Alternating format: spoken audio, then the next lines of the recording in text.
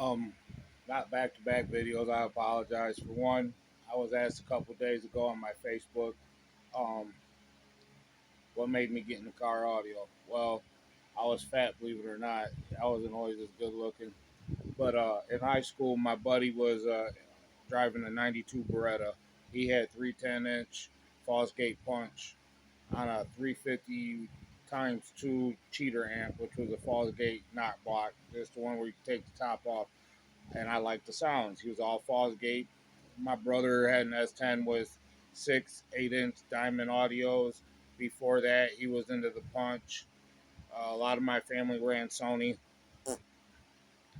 I ran a lot of Alpine, a lot of Planet Audio, a lot of Orions. I had a system ever since I was 15, and I bought my first car, a '78 Ford Fairlane, and I had four 10-inch MTX 8000s in it, running on two 500-watt JL amps.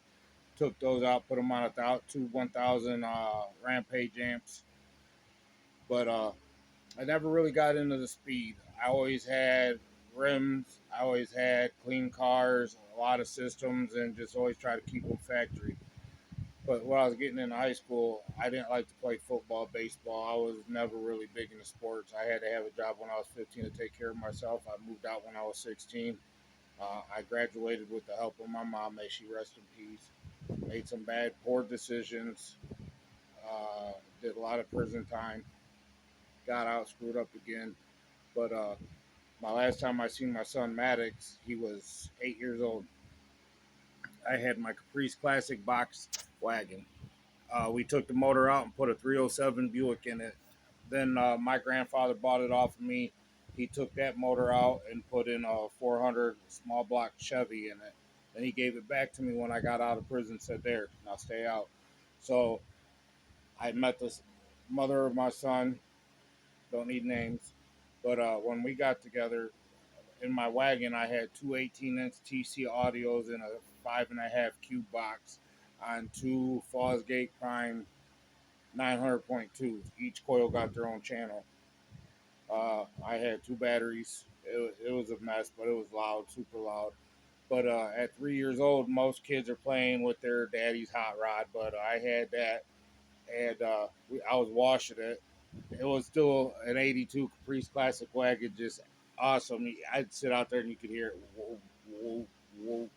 But anyway, I had it off, and I hear my system kick on because I had it on a choke chain. Pretty much, you could just put it in an accessory and run it till the battery died. At least we always called it a choke chain. I don't know why, but I heard him just turn it all the way up a little bit, play the song up a little bit. He just was looking out the car that he seen me and his mom, and he just started smiling.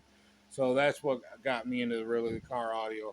I could do basic maintenance, but it's not about I could tear down a whole car and rebuild the block. I'd pay someone else to do that. But in my Durango, before I gave it to my oldest son, he's videos on there driving my shitbox Chevy. The reason it's a shitbox is rotted, but everything under the hood is almost brand new, except the brake lines broke when I was on lockdown. But in my Durango, I just had two Memphis M7s, 10s on a 2000 Soundstorm Laboratory amp. I know junk, but that's what I could afford at the time with having an apartment, fighting legal battles. Car audio saved my life a couple of times. My mom passed away. I was really drunk, screwed up, but I had a Ford Explorer that I kept putting into. So I had a $2,500 Ford Explorer. Had to redo the whole suspension. I'm talking all the way from down tie rods, upper lower ball joints, whole assemblies, and then a transfer case.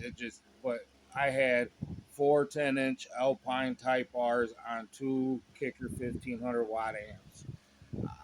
Yeah, but just me doing that and working and keeping busy and staying sober. That's pretty much what car audio means to me. Now I pass that torch on to my son, the one in our shitbox video. He's got my Memphises. Uh, he's got my M7s. I'm about to buy him a box. We're going to build a custom, but he has no room, so I just let him. And then he really don't know how loud them are going to get. I never had no power to them, so I can't really say nothing.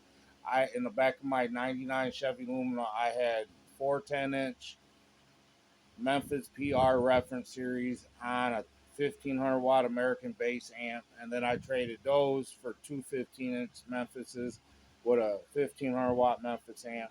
So I always got car audio.